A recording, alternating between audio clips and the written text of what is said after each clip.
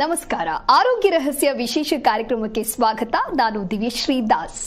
ಧೈರ್ಯಂ ಸರ್ವತ್ರ ಸಾಧನಂ ಅನ್ನುವಂತಹ ಮಾತಿದೆ. ಅದು ಯಾವುದೇ ಕೆಲಸ ಆಗಿರಲಿ, ಸರ್ವ ಕೆಲಸಕ್ಕೂ ಕೂಡ ಧೈರ್ಯ ಬಂದಿದ್ರೆ ಸಾಕು. ಅದು ಎಂತಹ ಮಹತ್ ಕಾರ್ಯ ಆಗಲಿ, ಅದೆಷ್ಟೇ ದೊಡ್ಡ ಕೆಲಸ ಆಗಲಿ, ಅದರಲ್ಲಿ ಯಶಸ್ಸನ್ನ ಗಳಿಸೋದಕ್ಕೆ ಸಾಧ್ಯವಾಗುತ್ತೆ ಅನ್ನುವಂತಹ ಮಾತನ್ನ ನಾವು ನೀವೆಲ್ಲರೂ ಕೇಳಿರ್ತೀವಿ. ಆದ್ರೆ ಕೆಲವು ಮಹಿಳೆಯರು ಎಲ್ಲದಕ್ಕೂ ಕೂಡ ಹೆದರಿಕೊಳ್ಳುವಂತಹ ಒಂದು ಅಭ್ಯಾಸ ಅವರಲ್ಲಿ ಇರುತ್ತೆ.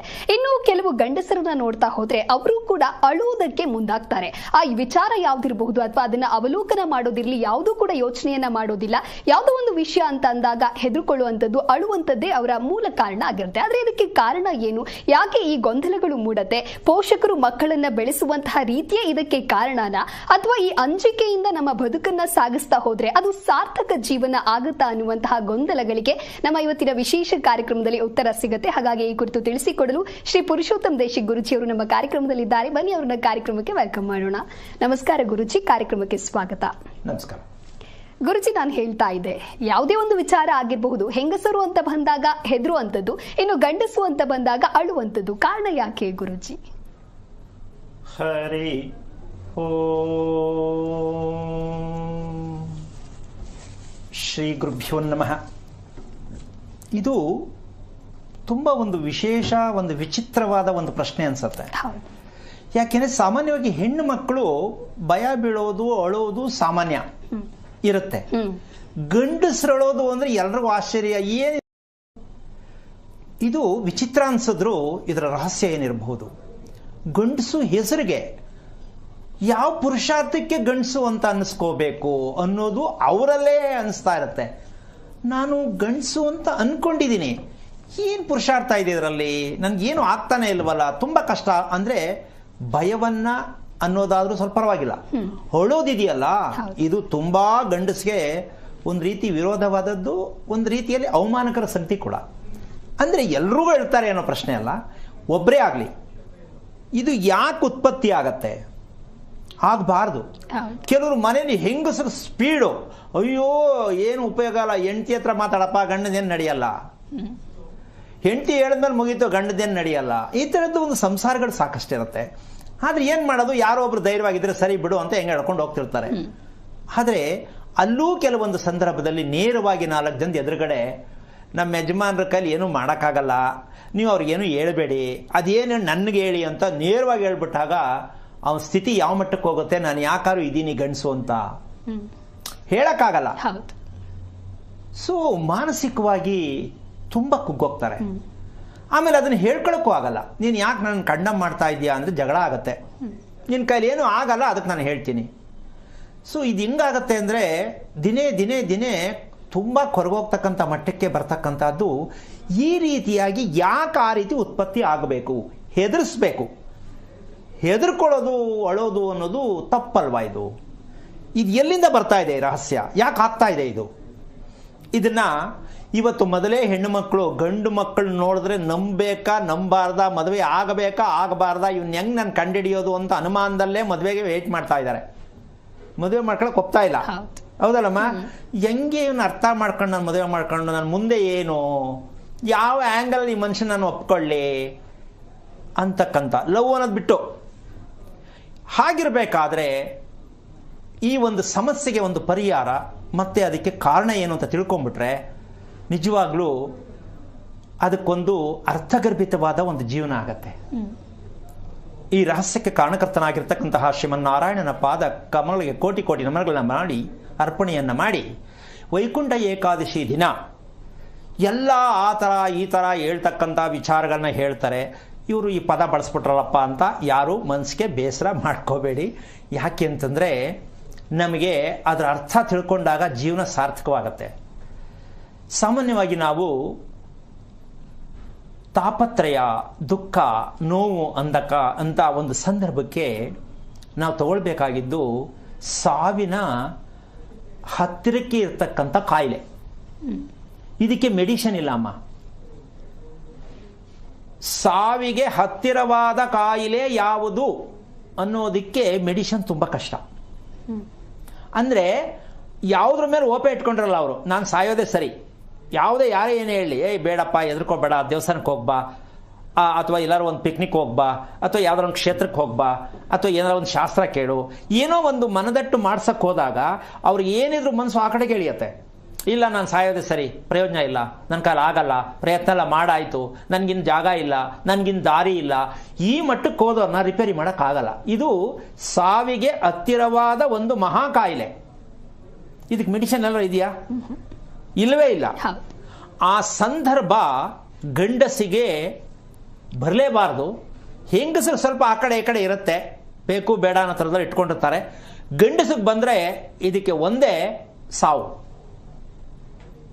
ಸಾಕಷ್ಟು ಇವಾಗ ಮಾಧ್ಯಮಗಳಲ್ಲಿ ಕೆಲವೊಂದು ವಿಷಯಗಳಲ್ಲಿ ನ್ಯೂಸ್ಗಳಲ್ಲಿ ಬರ್ತಾ ಇರ್ತಕ್ಕಂಥ ಲೆಕ್ಕ ನೋಡಿದ್ರೆ, ಹೆಂಡತಿಗೆ ಎದ್ರಿ ಗಂಡ ಆತ್ಮಹತ್ಯೆ, ಹೌದಲ್ಲ? ಹೆಂಡತಿಗೆ ಎದ್ರ ಗಂಡ ಆತ್ಮಹತ್ಯೆನ ಹಿಂಗಿದು ಕತೆ, ಅವನಿಂದ ಗಂಡಸು, ಹಿಂಗೆಂಗೋ ಮಾತಾಡ್ತೀವಿ ನಾವು, ಆದ್ರೆ ಆ ಪರಿಸ್ಥಿತಿ ಅನುಭವಿಸೋರಿಗೆ ಗೊತ್ತು. ಹಾಗಾಗಿ ಇದಕ್ಕೊಂದು ಕಾರಣ ತಿಳ್ಕೊಂಡ್ಬಿಡ್ಬೇಕು. ಇವತ್ತು ವೈಕುಂಠ ಏಕಾದಶಿಯ ವಿಶೇಷವಾಗಿ ಹೆಣ್ಣು ಗಂಡಿನ ಒಂದು ಜೀವನ ಅಂತಕ್ಕಂಥದಕ್ಕಿನ್ನ ದೇಹದಲ್ಲಿ ಆಗತ್ತಿರತಕ್ಕಂತಹ ಒಂದು ವಿಷಯಗಳನ್ನ ನಾವು ತಿಳ್ಕೊಂಡ್ಬಿಟ್ಟಾಗ ಇದು ಒಂದು ಒಳ್ಳೆಯ ಸ್ವರ್ಗದ ಬಾಗಿಲು ತೆಗೆದಂಗೆ. ಯಾಕೆ ಅಂದ್ರೆ ವೈಕುಂಠದಲ್ಲಿ ಇರ್ತಕ್ಕಂತಹ ಏಕಾದಶಿ ಅಂತ ನಾವೇನು ಸೇರಿಸ್ತೀವಿ, ಆ 11 ದ್ವಾರಗಳು, ಆ 11 ನಮ್ಮಲ್ಲಿರ್ತಕ್ಕಂಥ 5 ಪಂಚೇಂದ್ರಗಳು, 5 ಕರ್ಮೇಂದ್ರಗಳು, ಒಂದು ಮನಸ್ಸು. ಈ 11ಕ್ಕೆ ದ್ವಾರ ಇರ್ತಕ್ಕಂಥದ್ದು ನಮ್ಮಲ್ಲಿರ್ತಕ್ಕಂತಹ ದೇಹದಲ್ಲಿರ್ತಕ್ಕಂಥ ದ್ವಾರಗಳಿಗೆ ನಾವು ಅವಕಾಶವನ್ನು ಕೊಡದೇ ಇದ್ದಾಗ ಎಷ್ಟು ವೈಕುಂಠ ಏಕಾದಶಿ ಮಾಡಿದ್ರು, ಇದರ ಬಗ್ಗೆ ಏನು ತಿಳ್ಕೊಂಡ್ರು, ನಾವೇನು ಮಾಡ್ತಾ ಇದ್ದೀವಿ ಅಂದರೆ ಯಾವ ಹಬ್ಬ ಮಾಡ್ತೀವಿ, ಯಾವ ಆಚರಣೆಗೆ ತರ್ತೀವಿ, ಆಚರಣೆಗಳ ಬಗ್ಗೆ ತಿಳ್ಕೊಳ್ತಾ ಇದ್ದೀವಿ ಹೊರತು ಈ ಹಬ್ಬಕ್ಕೂ ನಮಗೂ ಸಂಬಂಧ ಏನು ಅಂತ ತಿಳಿತಾ ಇಲ್ಲ ಯಾರು. ಅರ್ಥ ಆಗ್ತಾ ಇದೆಯಾ? ವೈಕುಂಠ ಏಕಾದಶಿಯನ್ನು ಎಷ್ಟೊತ್ತಿಗೂ ದರ್ಶನ ಮಾಡಬೇಕು, ಯಾವ ತರ ನಡ್ಕೋಬೇಕು, ಉಪವಾಸ ಯಾಕೆ ಮಾಡಬೇಕು, ಇದ್ರ ಮೇಲೆ ಟ್ರ್ಯಾಕ್ ಹೋಗುತ್ತೆ ಹೊರತು ಮನಸ್ಸಿಗೆ ಹತ್ತಿರವಾದದ್ದು ಹಬ್ಬ ಅಂತಕ್ಕಂಥ ಸತ್ಯವನ್ನ ನಾವು ತಿಳ್ಕೋಬೇಕಾಗಿರೋದು. ಯಾವುದೇ ಹಬ್ಬ ಆಚರಣೆ ಇರೋದು ಮನಸ್ಸನ್ನ ಶುದ್ಧಿ, ಮನಸ್ಸಿನ ಕೊಳೆ ತೆಗೀಲಿಕ್ಕೆ ಹೊರತು ನಿಮ್ಮ ಆಚರಣೆಗೆ ಹಬ್ಬ ಅಂತ ನಿಮ್ಮ ವೈಯಕ್ತಿಕವಾದ ವಿಷಯ ಅದು. ಇದು ನಾವು ಫೇಲ್ ಆಗ್ತಾ ಇರೋದು ಇಲ್ಲಿ. ದೇಹದ ಬಗ್ಗೆ ತಿಳ್ಕೊಳ್ತಕ್ಕಂಥದ್ದಕ್ಕೆ, ಮನಸ್ಸಿಗೆ ಇರ್ತಕ್ಕಂಥದ್ದಕ್ಕೆ ನಾವು ಸಂಬಂಧವನ್ನು ರೂಪಿಸ್ಕೋಬೇಕು. ದೇವಸ್ಥಾನಕ್ಕೆ ಹೋಗಿ ಬಂದ ತಕ್ಷಣ, ಪೂಜೆ ಮಾಡಿದ ತಕ್ಷಣ ನಮ್ಗೇನೋ ಒಂದು ಆಗ್ಬಿಡುತ್ತೆ ಅಂತಕ್ಕಂಥದ್ದು ಇದೆಯಲ್ಲ, ಇದು ಒಂದು ಕಾಲ್ಪನಿಕವಾಗಿರ್ತಕ್ಕಂಥ ಒಂದು ಕ್ರಿಯೇಟಿವ್ ಹೇಳೋದು, ಇದು ಮಾಡಿದ್ರೆ, ಇದು ದರ್ಶನ ಮಾಡಿದ್ರೆ ಒಳ್ಳೇದಾಗತ್ತೆ ಅಂತಕ್ಕಂಥದ್ದು. ಆದರೆ ನಾವು ಯಾವ್ದು ಸರಿ ಯಾವ್ದು ತಪ್ಪು ಅನ್ನೋದಕ್ಕಿಂತ ನಾವು ಯಾವ್ದು ತಿಳ್ಕೋಬೇಕು ಅಂತಕ್ಕಂಥ ವಿಚಾರ. ಇವತ್ತು ಕೆಲವೊಂದು ವಿಷಯಗಳನ್ನ ಆಧಾರ ಸಹಿತ ಹೇಳ್ಕೊಡ್ತಕ್ಕಂಥ ವಿಷಯವನ್ನು ಹೇಳ್ತೀನಿ. ನಿಮ್ಮ ಮುಂದೆ ಇಟ್ಟಾಗ ನಿಮ್ಗೆ ಅದು ಅರ್ಥ ಆಗ್ಬೇಕು, ಹೌದಲ್ವ, ಎಲ್ಲಿ ತೊಂದರೆ ಆಗ್ತಾ ಇದೆ. ಹೆಂಗಸರು ಅಳಬಾರ್ದು, ಹೆಂಗಸರು ಯೋಚನೆ ಮಾಡಬಾರ್ದು, ಗಂಡಸರು ಅಳಬಾರ್ದು. ಹೋದ್ಸಲ ಕೇಳ್ಕೊಳ್ಳೋಣ ಏನಮ್ಮ, ಇಲ್ಲಿ ಈ ಜೀವನ ಅಂದ್ರೆ ಅದೆರಡು ಇರಬಾರ್ದು. ಎಷ್ಟೋ ಜನ ಪಾಪ ದರ್ಶನ ಮಾಡ್ಕೊಂಡು ಬೆಳಗಿನ ಜಾವ ಹೋಗಿ ಬಂದು ಮನೆಗೆ ಬಂದ ತಕ್ಷಣ ಗಂಡ ಹೆಂಡತಿ ಜಗಳ ಮಾಡಿದ್ರೆ ವೈಕುಂಠ ದರ್ಶನ ಮಾಡಿದ ಏನು ಪ್ರಯೋಜನ ಆಯ್ತು ಅಲ್ವಾ? ಹಾಗಾಗಿ ನಾವು ಏನೋ ತಪ್ಪು ಮಾಡೋದು ದೇವ್ರ ಮೇಲೆ ಹಾಕಿದಾಗ ನಾವು ಮಾಡಿದ ಹಬ್ಬ ಹರಿದಿನಗಳ ವಿಶೇಷ ಆಚರಣೆಗಳು ನಮಗೆ ತುಂಬ ದುಃಖಕ್ಕೆ ತಳ್ಳುದು ಅಂತಕ್ಕಂಥದ್ದು ನಾವು ಅದ್ರ ಮೇಲೆ ಹಾಕ್ತೀವಿ. ಮಾಡಬಾರ್ದು. ನಾವು ಮಾಡ್ಕೊಂಡಿರೋ ತಪ್ಪಿಗೆ ದೇವರನ್ನು ಹೊಣೆಗಾರರಾಗಿ ಮಾಡ್ತಕ್ಕಂಥದ್ದೇ ನಮ್ಮ ಪ್ರತಿದಿನದ ಕಾಣದೇ ಇರತಕ್ಕಂಥ ಪಾಪದ ಕೆಲಸಗಳು. ಗೊತ್ತಿದ್ದು ತಪ್ಪು ಮಾಡೋದು ಪಾಪ, ಗೊತ್ತಿಲ್ಲದೆ ಮಾಡುವುದು ಪುಣ್ಯ. ನಾವು ಗೊತ್ತಿದ್ದು ತಪ್ಪು ಮಾಡ್ಕೊಳ್ತಕ್ಕಂಥ ವಿಚಾರಕ್ಕೆ ಇದಕ್ಕೆ ಏನು ಮಾಹಿತಿಯನ್ನು ಕೊಡಬಹುದು ಅಂತಕ್ಕಂಥದ್ದು ನಿಮ್ಮ ಮುಂದೆ ಇಟ್ಟಾಗ ನೀವು ತೀರ್ಮಾನ ಮಾಡಿ ಇದಕ್ಕೆ ಒಂದು ಮುಖ್ಯವಾದ ಟಾನಿಕ್ ಬೇಕಾಗತ್ತಮ್ಮ. ಯಾವುದಕ್ಕೆ?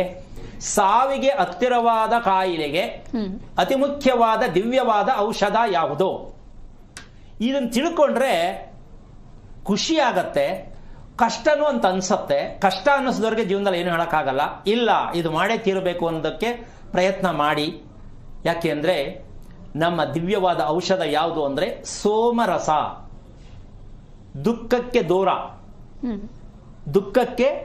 ದೂರವಾಗಿರ್ತಕ್ಕಂಥ ದಿವ್ಯವಾದ ಔಷಧಿ ನಮ್ಮ ದೇಹಕ್ಕೆ ಯಾವುದು ಬೇಕು?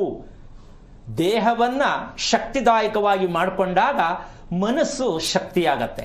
ಈ ದೇಹ ಮನಸ್ಸು ಶಕ್ತಿ ಆದಾಗ ನಿಮಗೆ ಯಾವ ದೇವರು ಬೇಕು ಕಣ್ಣು ಮುಚ್ಚಿದ್ರೆ ನಿಮ್ಮ ಮುಂದೆ ಬಂದು ನಿಲ್ತಾರೆ ಅಂತ ಅದ್ಭುತವಾದ ಒಂದು ಪವಾಡವನ್ನ ಮಕ್ಕಳಿಗೂ ತಿಳಿಸ್ಬೇಕು, ನಾವು ತಿಳ್ಕೋಬೇಕು. ಕಣ್ಣು ಮುಚ್ಚಿದರೆ ದೇವರು ನಮ್ಮ ಮುಂದೆ ಇದ್ದಾರೆ ಅನ್ನೋ ಒಂದು ಕಲ್ಪನೆ ಒಂದು ಭಾವನೆ ಬಂದಾಗ ದಿವ್ಯ ಔಷಧಿ ಎಷ್ಟು ಮಟ್ಟಕ್ಕೆ ಬರುತ್ತೆ. ಈ ಧೈರ್ಯ ಹೆಣ್ಣಿಗಾಗ್ಲಿ ಗಂಡಿಗಾಗ್ಲಿ ಬೇಕಾ ಬೇಡವಾ? ಸೋಮರಸ ಅಂದ್ರೆ ಯಾವ್ದಪ್ಪ ಇದು ಸೋಮರಸ, ಯಾವ್ದಾದ್ರು ಗಿಡದ ಏನು ಅಂತ ಯೋಚನೆ ಮಾಡ್ತಾರೆ. ಅಂದಾಜು ತಿಳ್ಕೊಳ್ಳೋಕೆ ಕಷ್ಟ ಅನ್ಸುತ್ತಲ್ಲಮ್ಮ. ಸೋಮರಸ ಅಂತ ತಕ್ಷಣ ಯಾವುದು? ಸೋಮ ಅಂದ್ರೆ ಈಶ್ವರ. ಈಶ್ವರ ಮೂಲ ನಂದಿ. ಇಷ್ಟು ಹೇಳಿದ್ಮೇಲೆ ಏನಾರು ಹೇಳಕ್ಕಾಗತ್ತಾ? ಸೋಮರಸದ ಮೂಲಾರ್ಥ ಸೋಮ ಈಶ್ವರ, ಈಶ್ವರನ ವಾಹನ ನಂದಿ. ಇಷ್ಟು ಹೇಳಿದ ಮೇಲೆ ಇದರಲ್ಲಿ ಉತ್ತರ ಇದೆ ಸೋಮರಸ. ಕಷ್ಟ, ಹೆಣ್ಮಕ್ಳು ಸುಲಭ, ಒಂದೊಂದ್ಸಲ ಓಡತ್ತೆ ಒಂದೊಂದ್ಸಲ ಓಡಲ್ಲ. ನಾನೇ ಹೇಳ್ಬಿಡ್ತೀನಿ. ತುಪ್ಪ, ಈ ತುಪ್ಪಕ್ಕೆ ಸೋಮರಸ ಅಂತ ಹೇಳ್ತಾರೆ. ಇದನ್ನ ಪ್ರತಿದಿನ ಹೆಣ್ಣಾಗ್ಲಿ ಗಂಡಾಗ್ಲಿ ಬಳಸಲೇಬೇಕು. ಬಳಸ್ತಿಲ್ಲ ಅವರಿಗೆ ಧೈರ್ಯ ಯಾವ ಕಾರಣಕ್ಕೂ ಬರಲ್ಲ.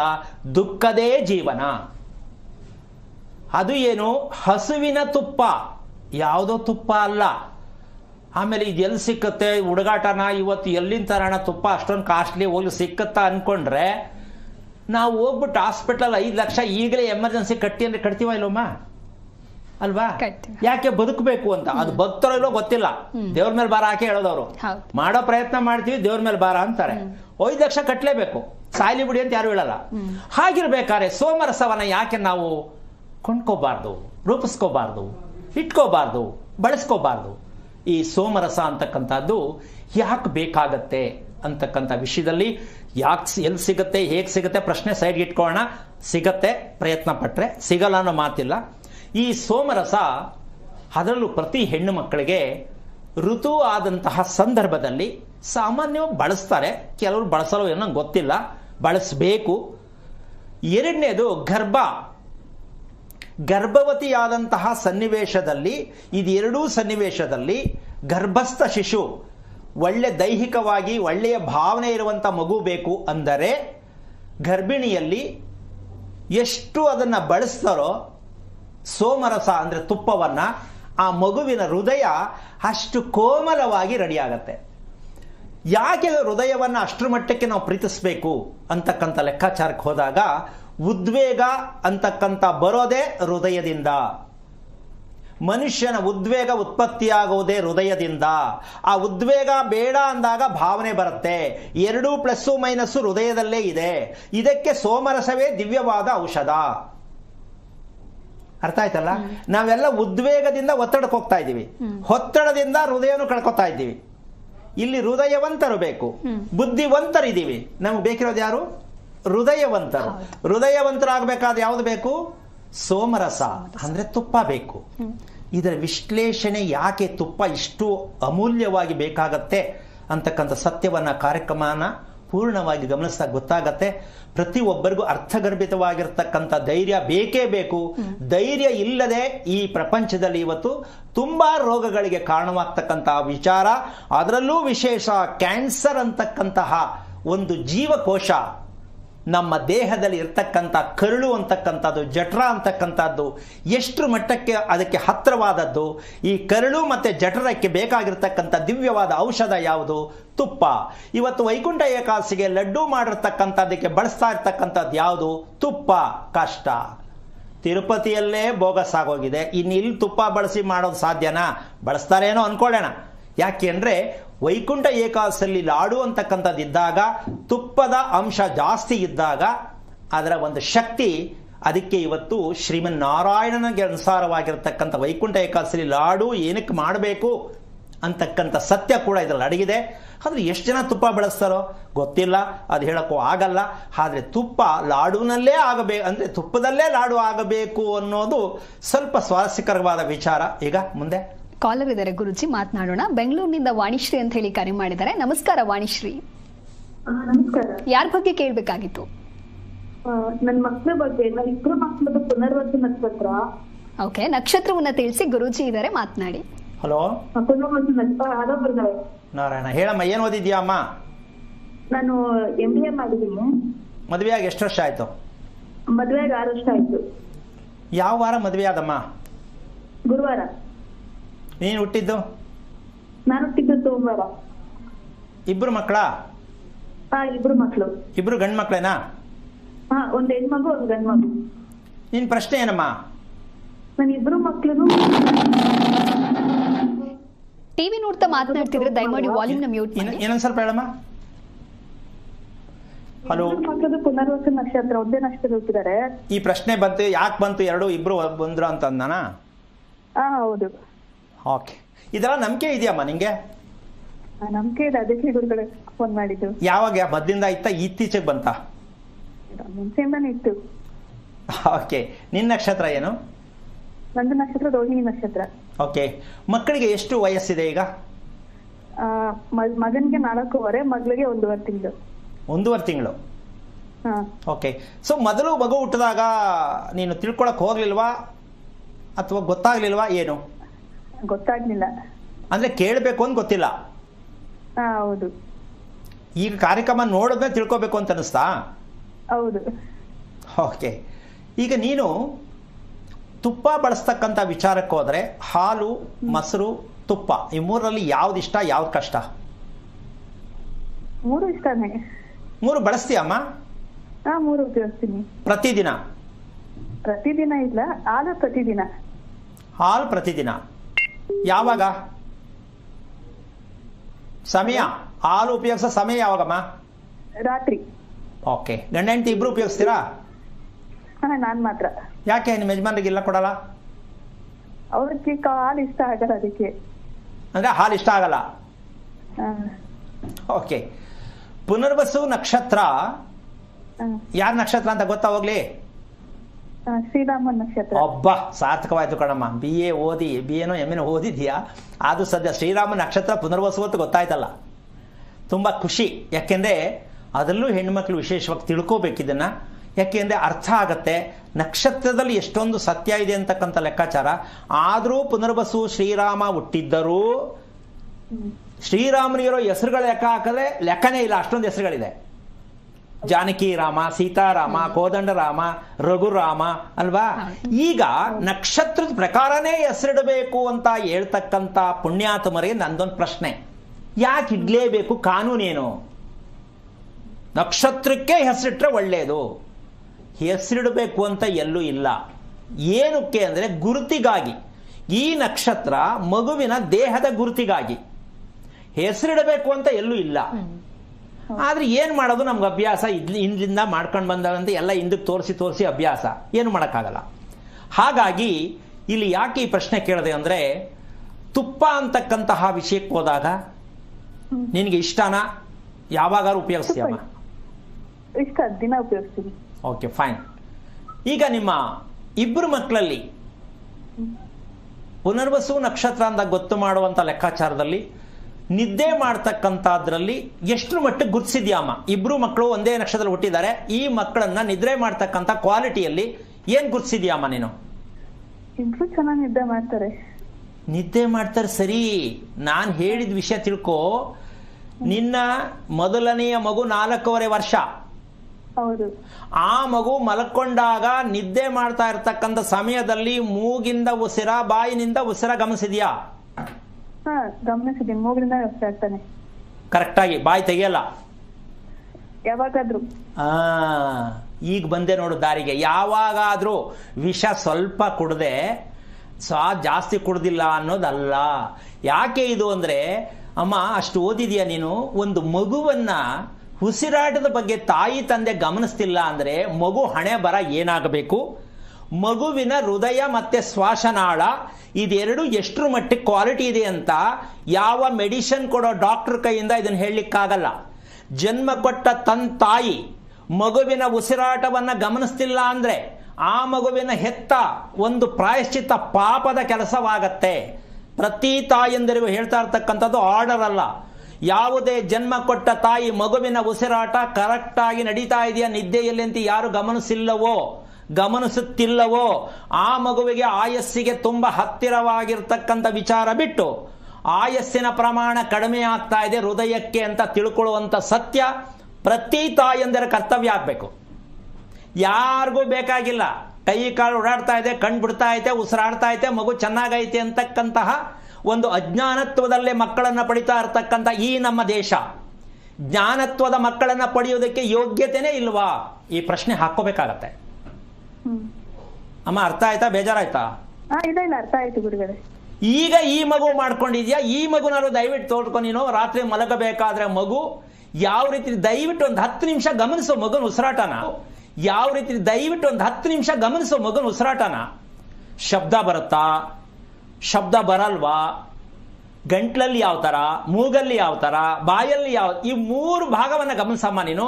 ಮಗು ಆರೋಗ್ಯ ಸ್ಥಿತಿ, ಮಗುವಿನ ಹೃದಯ ಮತ್ತೆ ಮೆದುಳು ಎಷ್ಟು ಚೆನ್ನಾಗಿ ಪಾಸಿಟಿವ್ ಆಗಿದೆ ಅಂತ ಸತ್ಯ ಗೊತ್ತಾಗಬೇಕು. ಮೆಡಿಕಲ್ ಅಲ್ಲಿ ಇದನ್ನ ಕಂಡುಹಿಡಿಯೋಕೆ ಯಾವ ಕಾರಣಕ್ಕೂ ಆಗಲ್ಲ. ಮೆಡಿಕಲ್ ಅಲ್ಲಿ ಇದಕ್ಕೆ ಜಾಗನೇ ಇಲ್ಲ. ನೀವೇ ಇದನ್ನ ಕಂಡುಹಿಡಿಯಬೇಕು.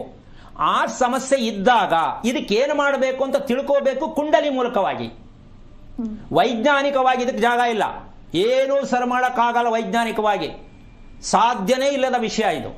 ಇದನ್ನ ನೀನು ಒಂದು ಮಗು ಮಾಡ್ಕೊಂಡ ತಕ್ಷಣ ಆ ಮಗುವಿನಲ್ಲಿ ಇರ್ತಕ್ಕಂತಹ ಒಂದು ವಿಚಾರ, ಆ ಮಗು 4 ವರ್ಷಕ್ಕೆ ಕರೆಕ್ಟ್ ಆಗಿ ದೇಹ ಸ್ಥಿತಿ ಕರೆಕ್ಟ್ ಆಗಿದೆಯೇನಮ್ಮ? ನಿಮ್ಮ ಮಗನ ಮಗಳ ಕರೆಕ್ಟ್ ಆಗಿದ್ದಾನೆ. ಫಿಸಿಕಲಿ ಕರೆಕ್ಟ್ ಇದೆಯಾ? ಕರೆಕ್ಟ್ ಇದ್ದಾನೆ. ಓಕೆ. ಈಗ ಆ ಕುತ್ಕೊಳ್ಳುತ್ತಲ್ಲ ಮಗು, ಕುತ್ತಿಗೆ ಭಾಗ ಕುತ್ಕೊಂಡಾಗ ನೀನು ಹೇಗೆ ಗಮನಿಸ್ತೀಯಾ? ಅವನು ಸ್ಟ್ರೈಟ್ ಆಗಿ ಕುತ್ಕೋತಾನೆ ಅಂತ ಗಮನಿಸಿದ್ಯಾ? ಸ್ಟ್ರೈಟ್ ಆಗಿ ಕುತ್ಕೊಂಡಿರ್ತಾನೆ. ಕುತ್ತಿಗೆ ಭಾಗವನ್ನ ಗಮನಿಸು, ಗೊತ್ತಾಗತ್ತೆ. ಯಾಕೆ ಅಂದ್ರೆ ಯಾವುದೇ ಕಾರಣಕ್ಕೂ ಈ ನಕ್ಷತ್ರ ಅಂತಕ್ಕಂಥದ್ದನ್ನು ಗಮನಿಸಬೇಕಾಗಿರ್ತಕ್ಕಂಥದ್ದು 3 ಭಾಗ ಇದೆಯಮ್ಮ. ಯಾವುದೇ ನಕ್ಷತ್ರ ಆಗಿರಲಿ, ದೇಹದ 3 ಭಾಗ, ವಾಸ ಮಾಡುವ ಮನೆಯ 3 ಭಾಗ ಏನು, ಇದನ್ನ ಗಮನಿಸ್ಕೊಂಡಾಗ ಮಾತ್ರ ಮಗು ಕರೆಕ್ಟಾಗಿ ಕುತ್ಕೊಳ್ಳುತ್ತೆ. ಯಾವುದು? ಮನೆಯ ಹಿಂಬಾಗಿಲು ಮುಂಬಾಗಿಲು ಇರುವಂತ ಮನೆಯಲ್ಲಿ ಮಗು ಹುಟ್ಟಿದರೆ ಮಗು ಕುತ್ತಿಗೆಯನ್ನು ಎತ್ತಿ ಕೂತ್ಕೊಳ್ಳುತ್ತೆ. ಹಿಂಬಾಗಿಲು ಇಲ್ಲದ ಮನೆಯಲ್ಲಿ ಹುಟ್ಟುವ ಮಗು ನೀಟಾಗಿ ಕುತ್ತಿಗೆಯನ್ನ ಬಗ್ಗಿಸಿ ನೆಲ ನೋಡುತ್ತೆ ಹೊರತು ಮುಂದೆ ನೋಡಲ್ಲ. ಇದು ಪ್ರತಿಯೊಬ್ಬರು ಅರ್ಥ ಮಾಡ್ಕೊಳ್ತಕ್ಕಂಥ ಮೆಸೇಜ್. 1,00,000 ಮಕ್ಕಳಲ್ಲಿ 2 ಮಗು ಈ ರೀತಿ ಕೂತ್ಕೊಳ್ಳಲ್ಲ. 1,00,000 ಮಕ್ಕಳು ಹುಟ್ಟಿದ್ದಾರೆ, ಎಲ್ಲರೂ ಕೂಡ ಕುತ್ತಿಗೆ ಭಾಗವನ್ನು ಕೆಳಗಡೆ ಮುಖ ನೋಡ್ತಕ್ಕಂಥ, ಕೆಳಗಡೆ ಬಗ್ತಕ್ಕಂತಹ ಮಕ್ಕಳಿದ್ದಾರೆ ಅಂದ್ರೆ ನೀವು ತಿಳ್ಕೋಬೇಕು, ಮಕ್ಕಳು ನಿಮಗೆ ತಿರುಗುಬಾಣವಾಗಿ ಅನಾರೋಗ್ಯದ ಮಕ್ಕಳಾಗಿ ನಿಮ್ಮ ಹೊಟ್ಟೆಯಲ್ಲಿ ಹುಟ್ಟಿದ್ದಾರೆ. ಇದು ಪ್ರತಿಯೊಬ್ಬರು ಗಮನಿಸ್ಕೋಬೇಕು. ಮಗು ಕೂತ್ಕೊಳ್ಳೋ ಭಂಗಿ ಚೆನ್ನಾಗಿಲ್ಲ ಅಂದ್ರೆ ನೀವು ತಿಪ್ಪರ್ಲಾಗ ಹಾಕಿದ್ರು, ಯಾವ ಎಜುಕೇಶನ್ ಕೊಟ್ಟರು ಮಕ್ಕಳನ್ನ ರಿಪೇರಿ ಮಾಡೋಕ್ಕಾಗಲ್ಲ, ಮಕ್ಕಳಿಂದ ನಿರೀಕ್ಷೆ ಮಾಡೋಕ್ಕಾಗಲ್ಲ, ಜೀವನದಲ್ಲಿ ನೀವು ನೆಮ್ಮದಿ ಇರೋಕ್ಕಾಗಲ್ಲ. ಕ್ರೂರವಾಗಿರುವಂಥ ಮಕ್ಕಳನ್ನ ಹೆತ್ತಿದ್ದೀರಾ, ಅನಾರೋಗ್ಯವಾಗಿರುವಂಥ ಮಕ್ಕಳನ್ನ ಹೆತ್ತಿದ್ದೀರಾ ಅಂತ ಹೆದರ್ಕೊಳ್ಳೋದಲ್ಲ. ಈ ಸತ್ಯವನ್ನ ಪ್ರತಿ ತಾಯಿಯಂದಿರು ಮಕ್ಕಳು ಕೂರೋ ಭಂಗಿಯನ್ನ ಗಮನಿಸ್ತಿಲ್ಲ ಅಂದ್ರೆ ನೀವು ಯಾವ ವ್ರತ ಮಾಡಿದ್ರು, ಏನೇ ನೀವು ಹಾರ್ಲಿಕ್ಸು ಬೋರ್ಮಿಟಾ ಕುಡಿಸಿದ್ರು, ನೀವೆಷ್ಟೇ ಎಜುಕೇಟೆಡ್ ಮಾಡಿದ್ರು ಅನ್ಫಿಟ್ ಮಗು ಆಗತ್ತೆ. ಇದಕ್ಕೆ ಕಾರಣ ತಂದೆ ತಾಯಿಗಳೇ ನೇರ ಹೊಣೆ. ಇದನ್ನ ನೀನು ಫಸ್ಟು ನಿನ್ನ ಮಗುವಿಗೆ ಕೂತ್ಕೊಳ್ತಕ್ಕಂಥ ದಯವಿಟ್ಟು ಗಮನಿಸು. ಯಾಕೆ ಅಂದ್ರೆ ಮಗು ಅಗಿತಾ ಇರತಕ್ಕಂತಹ ಸ್ಥಿತಿ, ಊಟ ತಿಂತಾ ಇರತಕ್ಕಂಥ ಸ್ಥಿತಿ, ಮಗು ಮೋಷನ್ಗೆ ಹೋಗ್ತಕ್ಕಂಥ ಸ್ಥಿತಿ ನೀನು ಗಮನಿಸಿಲ್ಲ. ಇದನ್ನ 2 ಗಮನಿಸು ಸಾಕು. ಮಗು ತಿಂತಕ್ಕಂಥ ರೀತಿ ಚೆನ್ನಾಗಿದೆಯಾ? ನಂಬರ್ 1. ಮೋಷನ್ಗೆ ಹೋಗ್ತಕ್ಕಂತಹ ಸಮಯದ ಪ್ರಕ್ರಿಯೆ ಅಮ್ಮ ಗಮನಿಸಿದ್ಯೇನಮ್ಮ ನಿಮ್ಮ ಮಗನ ವಿಷಯದಲ್ಲಿ? ಬೆಳಗ್ಗೆ ಎದ್ದ ತಕ್ಷಣ ಹೋಗ್ತಾನೆ, ಆಮೇಲೆ ಒಂದ್ಸರಿ ಹೋಗ್ತಾನೆ. ಓಕೆ. ಯಾಕೆ ಅಂತಂದ್ರೆ ಸಮಯ ಪ್ರಜ್ಞೆಯನ್ನ ಯಾವುದೇ ಕಾರಣಕ್ಕೂ ಮಗು ತಗೊಂಡಿರಲ್ಲ. ಒಂದಿನ 2 ಗಂಟೆ, ಒಂದಿನ ಊಟಕ್ಕೆ ಮುಂಚೆ, ಒಂದಿನ ಊಟ ಆದ್ಮೇಲೆ, ಒಂದಿನ ತಿಂಡಿ ತಿಂದ್ಮೇಲೆ. ಇದನ್ನ ನಾವು ತಿಂದಂಗೆ ಸ್ವಾಮಿ ಅದು ನಮ್ಮ ಅಭ್ಯಾಸ ಹಂಗೆ ಹೇಳಂಗಿಲ್ಲ. ದೇಹಕ್ಕೆ ಏನ್ ಕೊಡಬೇಕು, ಹೇಗೆ ತಗೋಬೇಕು ಅದು ಆಗ್ಲೇ ತಗೋಬೇಕು, ಅದೇ ಅಭ್ಯಾಸ. ನಾವು ಒಟ್ಟಿನಲ್ಲಿ ಹೋದ್ರೆ ಸರಿ, ಎಷ್ಟೊತ್ಕಾದ್ರೂ ಏನೋ, 10 ಗಂಟೆಗೆ ಹೋದ್ರೇನೋ, ತಿಂಡಿ ತಿಂದ್ಮೇಲೆ ಹೋದ್ರೇನೋ, ಊಟ ಆದ್ಮೇಲೆ ಹೋದ್ರೇನೋ, ಅದು ನಿಮ್ಮ ಕಲ್ಪನೆ, ನಾವೇನೋ ಮಾಡೋಕ್ಕಾಗಲ್ಲ. ಯಾವಾಗಲೂ ಒಂದ್ಸಲ ಪಾತ್ರೆ ತೊಳೆಯೋಕ್ಕಾಗುತ್ತೆ ನಮ್ಮ?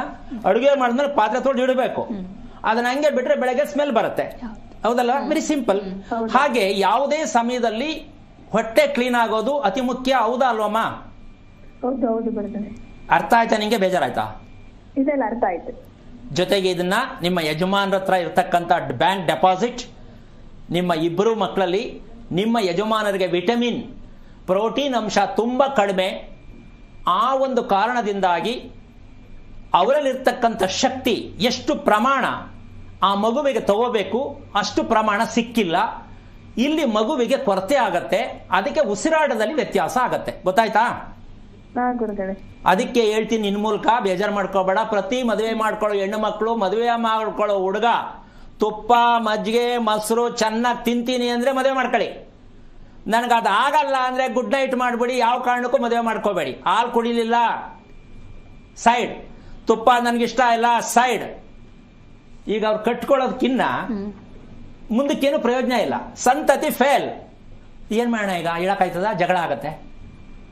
ಸೊ ಈಗ ನಿಮ್ಮ ಯಜಮಾನರಿಗೆ ಟೈಮ್ ಪಾಸ್ ಮುಂದೆ ಹೋಗಿದೆ, ಮತ್ತೆ ಇನ್ನೊಂದು ಮಗು ಬೇಕು ಅನ್ನೋದಾದರೆ ನನ್ನ ಪ್ರಕಾರ ಬೇಡ ಅನ್ಸತ್ತೆ. ಮಾಡ್ಕೊಳ್ಳೋದಾದ್ರೆ ಇದನ್ನೆಲ್ಲ ಸ್ವಲ್ಪ ತಿಳ್ಕೊಂಡು ನಿಮ್ಮ ಯಜಮಾನರು ನಂಬ್ತಾರ ಅಂತ ಡಿಸೈಡ್ ಮಾಡಿ ನೀನು ಪ್ರಯತ್ನವನ್ನು ಮಾಡು. ಪುನರ್ವಸು ನಕ್ಷತ್ರ ಅಂದರೆ ರಕ್ತಕ್ಕೆ ಶುದ್ಧಿ ಆಗ್ತಕ್ಕಂತಹ ಒಂದು ಮೆಡಿಸಿನ್, ಪ್ರೋಟೀನ್ ಕಮ್ಮಿ ಇರುತ್ತೆ. ಅದು ಬಿಟ್ಟು ಇನ್ನೇನು ಅಲ್ಲ. ಹೃದಯಕ್ಕೆ ಬೇಕಾಗಿರ್ತಕ್ಕಂತಹ ಶಕ್ತಿ ಸ್ವಲ್ಪ ಕಡಿಮೆ ಇರುತ್ತೆ. ಅದು ಇನ್ನೂ ಬೇಕಾದಷ್ಟು ಡೆವಲಪ್ ಮಾಡ್ಕೋಬಹುದು. ಮಗು ಇನ್ನೂ ಚಿಕ್ಕದು, ಹೆದರ್ಕೋಬೇಡ. ಫಸ್ಟ್ ಈ ಸತ್ಯವನ್ನು ತಿಳ್ಕೊಳ್ಳೋಕ್ಕೆ ಕುಂಡಲಿ ಮೂಲಕವಾಗಿ ತಿಳ್ಕೊಂಡಾಗ, ನಿನ್ನಲ್ಲಿ ಇರ್ತಕ್ಕಂಥದ್ದು ನಿಮ್ಮ ಯಜಮಾನಲ್ಲಿರ್ತಕ್ಕಂಥ ಸತ್ಯವನ್ನು ತಿಳ್ಕೊಂಡಾಗ ಮಗು ಇಬ್ಬರನ್ನು ಹೇಗೆ ರಿಪೇರಿ ಮಾಡಬಹುದು, ಅದರಲ್ಲಿ ಈಗ 1.5 ತಿಂಗಳು ಅಂತ ಇದೆಯಾ, ಈ ಮಗುವನ್ನ ತುಂಬಾ ಚೆನ್ನಾಗಿ ರಿಪೇರಿ ಮಾಡ್ಕೋಬಹುದು. ಮಾಡ್ತೀಯಾ ಅಮ್ಮ? ಮಾಡ್ಕೊಳ್ಳೋಕೆ ಪ್ರಯತ್ನ ಮಾಡು. ಇಷ್ಟು ವಿಷಯ ತಿಳ್ಕೊಂಡು ಎಲ್ಲರಿಗೂ ನಿಂತರ ಮಕ್ಕಳು ಮಾಡ್ಕೊಳ್ಳೋರು, ಮದುವೆ ಮಾಡ್ಕೊಳ್ಳೋರು ಅರ್ಥ ಆಗಲಿ ಅಂತ ಇಷ್ಟು ವಿಷಯವನ್ನು ಹೇಳಿದ್ದೀನಿ. ಬೇಜಾರು ಮಾಡ್ಕೊಳಕ್ ಹೋಗ್ಬೇಡ. ಪ್ರಾಕ್ಟಿಕಲ್ ಆಗಿ ಬಂದ್ಬಿಡು. ನೀನು ಓದಿರೋ ಹುಡುಗಿ ಮಗುವನ್ನ ಹೀಗೆ ಸಾಕಬೇಕು, ಮಗುವಿನಲ್ಲಿ ಇಷ್ಟೇ ಪ್ರೋಟೀನ್ ಅಂಶ ಇರಬೇಕು ಅಂತಕ್ಕಂಥ ಸತ್ಯವನ್ನು ತಿಳ್ಕೋಬೇಕು ಅನ್ನೋದಾದ್ರೆ ಹೇಳ್ಕೊಡೋಣ. ತಿಳ್ಕೊ. ನೀನು ಮಾದರಿ ಮಾಡಿದಂಥ ಮಕ್ಕಳು ಸಮಾಜಕ್ಕೆ ಗೊತ್ತಾಗಬೇಕು. ಈ ನಮ್ಮ ಮಕ್ಕಳನ್ನ ಹೀಗೂ ಬೆಳೆಸ್ಬಹುದಾ, ಈ ಸತ್ಯ ನಿನ್ನಿಂದಲೇ ಪ್ರಾರಂಭ ಆಗಲಿ. ನಿಮ್ಮಂತ ಓದಿರೋ ಹೆಣ್ಣು ಮಕ್ಕಳು ಇದೆಲ್ಲ ತಿಳ್ಕೊಳ್ಳಿ ಅಂತ ಇಷ್ಟೊತ್ತು ಮಾತಾಡಿದ್ದೀನಿ. ಒಳ್ಳೇದಾಗ್ಲಿ ತಾಯಿ. ಓಕೆ, ಧನ್ಯವಾದಗಳು ವಾಣಿಶ್ರೀ ಕರೆ ಮಾಡಿದ್ದಕ್ಕಾಗಿ. ಇನ್ನೊಬ್ರು ಕಾಲರ್ ಇದ್ದಾರೆ ದಾವಣಗೆರೆಯಿಂದ, ರೇಣುಕಮ್ಮ ಅಂತ ಹೇಳಿ. ನಮಸ್ಕಾರ ರೇಣುಕಮ್ಮ. ನಮಸ್ಕಾರ. ಯಾರ ಬಗ್ಗೆ ಕೇಳ್ಬೇಕಾಗಿತ್ತು? ಮಗನ ಬಗ್ಗೆ ಕೇಳಕ್ಕೆ. ನಕ್ಷತ್ರವನ್ನ ತಿಳಿಸಿ, ಗುರೂಜಿ ಇದ್ದಾರೆ, ಮಾತನಾಡಿ. ಹಲೋ ಹಲೋ, ಹರಿಓಂ ಗುರೂಜಿ. ಹರಣ ಹೇಳಿಮಾ. ನಮ್ಮ ಮಗನಿಗೆ ಮದುವೆ ಬಟ್ಟೆ ಕೇಳಕ್ಕೆ. ಈ ನಕ್ಷತ್ರ ಹೇಳಿಲ್ವಲ್ಲ? ಕೃತಿಕ ನಕ್ಷತ್ರ, ವೃಷಭ ರಾಶಿ. ಓಕೆ, ಎಷ್ಟು ವಯಸ್ಸು? 32. ಏನ್ ಮಾಡ್ತಿದ್ದಾನೆ? ಆಟೋ ಕಾರ್ ಶೋರೂಮ್ ಅಲ್ಲಿ ಅಡ್ವೈಸರ್. ಓಕೆ, ಮದುವೆಗೆ ನೀವು ಪ್ರಯತ್ನ ಮಾಡ್ತೀರಾ, ಅವನ್ ಪ್ರಯತ್ನ ಮಾಡ್ತಾನ? ನಾವು ಮಾಡ್ತಾ ಇದ್ದೀವಿ ಪ್ರಯತ್ನ. ಅವ್ರು ಹೇಳ್ತಾರೆ, ನಾವು ಮಾಡ್ತಾ ಇದ್ದೀವಿ. ಅವನು ಹೇಳಿದಾನ ನೀವೇ ಮಾಡಿ ಅಂತ? ಹೇಳಿ. ಓಕೆ, ಇಷ್ಟು ಲೇಟ್ ಯಾಕೆ ಮದುವೆ? ಅದು ಹೆಣ್ಣು ಎಲ್ಲ ಕಣ್ಣ ಸಿಗ್ತಾರಲ್ಲ, ಮನೆ ಸೇರ್ತೀನಿ ಹಾಗೆ ಇದು ಮಾಡಿ. ಹೆಣ್ಣು ಸರಿಗೆ ಸೆಟ್ ಆಗ್ತಾ ಇಲ್ವಾ, ಅಥವಾ ಹುಡುಗಿಗೆ ಹುಡುಗ ಸರಿಯಾಗಿ ಸೆಟ್ ಆಗ್ತಾ ಇಲ್ವಾ? ಇಲ್ಲ, ಹುಡುಗಿರು ಸಿಗ್ತಾ ಇಲ್ಲ. ನಾವು ಹುಡುಗಿರು ಸಿಗ್ತಾ ಕೇಳ್ತಾರೆ ಬ್ರೋಕರಿ. ಹಾ, ಏನ್ ಹೇಳಿದ್ರಿ? ನಾವು ಎಲ್ಲ ಹುಡುಕ್ತಾರೆ ಹೇಳ್ತಾರೆ. ಅಲ್ಲ, ನೀವು ಹುಡುಗಿರ್ನ ಸೆಲೆಕ್ಟ್ ಮಾಡಕ್ ಆಗ್ತಾ ಇಲ್ವಾ, ಹುಡುಗಿ ನಿಮ್ಮ ಹುಡುಗನ್ ಸೆಲೆಕ್ಟ್ ಮಾಡ್ಕೋತಾ ಇಲ್ವಾ ಅಂತ? ಇಲ್ಲ, ನಮ್ಗೆ ಸೆಲೆಕ್ಟ್ ಮಾಡಕ್ ಆಗ್ತಾ ಇಲ್ಲ, ಹುಡುಗಿ ಸಿಗ್ತಾ ಇಲ್ಲ ಅಂತ ಹೇಳಿದ್ರು. ಸೆಲೆಕ್ಟ್ ಅಂದ್ರೆ ಏನ್ ಬೇಕು ಅಂತೀರಾ ನೀವು? ಎಜುಕೇಶನ್ ಹೊಂದಾಣಿಕೆ ಆಗ್ಬೇಕು, ಮತ್ತೆ ಹೈಟು ವೆಯ್ಟ್ ಕರೆಕ್ಟ್ ಇರಬೇಕು, ಈ ತರನಾ? ಇಲ್ಲ ಇಲ್ಲ ಇಲ್ಲ, ಆ ತರ ಏನಿಲ್ಲ. ಅಲ್ಲ, ಎಲ್ಲ ಕಡೆ ಹೇಳ್ತೀರಿ, ಯಾವ್ದು ತೋರ್ಸ್ತಾನೆ ಇಲ್ಲ, ಸಿಗ್ತಾನೆ ಇಲ್ಲ. ಓಕೆ, ನಿಮ್ಮ ಮನೆ ಎಷ್ಟು ವರ್ಷದ್ದು? ನಾವು ಮನೆ ತಗೊಂಡಿದ್ವಿ, 20 ವರ್ಷದ್ದು. ಸೇಲಿಗೆ ತಗೊಂಡಿದ್ದಾ? ಯಾವ ದಿಕ್ಕದು? ಬಾಗ್ಲು? ದಕ್ಷಿಣ ದಿಕ್ಕು. ರಸ್ತೆ ದಕ್ಷಿಣ ಕಡೆ ಇದೆ. ಓಕೆ, ನಿಮ್ಮ ಯಜಮಾನ್ ಏನ್ ಕೆಲಸ? ನಮ್ಮ ತಿಳ್ಕೊಂಡ್ರೆ ಕಾರ್ ಡ್ರೈವರ್ ಆಗಿದ್ರು ಬಾಪೂಜಿ ಅಷ್ಟು. ಎಷ್ಟು ವರ್ಷ ಆಯ್ತು? 2 ವರ್ಷ ಆಯ್ತು. ಏನಾಗಿತ್ತು? ಲಂಗ್ಸ್ ಬ್ಲಾಕ್ ಆಗಿತ್ತು. ಓಕೆ, ಫೋಟೋ ಹಾಕಿದಿರಾ ಮನೆಯಲ್ಲಿ? ಫೋಟೋ ಅಂದ್ರೆ ಸ್ಥಿತಿಗಷ್ಟೇ ಮಾಡ್ಸಿದ್ವಿ, ಅಂದ್ರೆ ಧೈರ್ಯ ಚೂಸಿ ಮಾಡ್ತಿಲ್ಲ, ಹಂಗೆ ಎತ್ತಿಟ್ಟಿದೀವಿ. ಅಂತೂ ಫೋಟೋ ಮಾಡಿಸಿದ್ರಲ್ವಾ? ಸ್ಥಿತಿಗೆ ಮಾಡ್ಸಿದ್ವಿ. ಲೈಟ್ ಹಾಕ್ಸಿದ್ರ? ಅದಕ್ಕೆ ಲೈಟ್ ಹಾಕ್ಸಿದ್ರ ಫೋಟೋಗೆ? ಇಲ್ಲ ಇಲ್ಲ, ಏನ್ ಹಾಕ್ಸಿಲ್ಲ. ಓಕೆ, ಯಾಕೆ ಈ ಮಾತನ್ನ ಕೇಳಿದೆ ಅಂದ್ರೆ, ಮನಸ್ಸನ್ನು ಬೇಜಾರು ಮಾಡ್ಕೊಬೇಡಿ, ಅರ್ಥ ಮಾಡ್ಕೊಳ್ಳಿ. ಇಲ್ಲಿ ದಕ್ಷಿಣದ ರಸ್ತೆ ಅಂತಕ್ಕಂತಹ ವಿಷಯಕ್ಕೆ ಬಂದ್ರೆ ಅಮ್ಮ, ಗಂಡಸರಿಗೆ ಯಾವ ಕಾರಣಕ್ಕೂ ಮನೆಯಲ್ಲಿ ಜಾಗ ಕಡಿಮೆ. ದಕ್ಷಿಣದ ರಸ್ತೆಯಲ್ಲಿ ಕಟ್ಟಿರುವ ಮನೆಯನ್ನ ಬಳಸುವ ಪ್ರತಿಯೊಬ್ಬ ಕುಟುಂಬಸ್ಥರಿಗೆ ತಿಳ್ಕೋಬೇಕಾದ ವಿಷಯ, ಮದುವೆ ಅಂತಕ್ಕಂಥ ವಿಚಾರ, ಮದುವೆಯಿಂದ ಸುಖ ಅಂತಕ್ಕಂಥ ವಿಚಾರ, ಕರೆಕ್ಟ್ ಏಜ್ಗೆ ಮದುವೆ ಆಗೋದಂತ ವಿಚಾರ ಯಾವ ಕಾರಣಕ್ಕೂ ನಡೆಯುವುದಿಲ್ಲ. ಓಕೆ, ಧನ್ಯವಾದಗಳು ರೇಣುಕಮ್ಮ ಕರೆ ಮಾಡಿದ್ದಕ್ಕಾಗಿ. ಮತ್ತಷ್ಟು ಅರ್ಥಗರ್ಭಿತ ವಿಚಾರವನ್ನ ಗುರೂಜಿ ನಮ್ಮ ಇವತ್ತಿನ ವಿಶೇಷ ಕಾರ್ಯಕ್ರಮದಲ್ಲಿ ತಿಳಿಸ್ಕೊಡ್ತಾರೆ. ಅದಕ್ಕೂ ಮುನ್ನ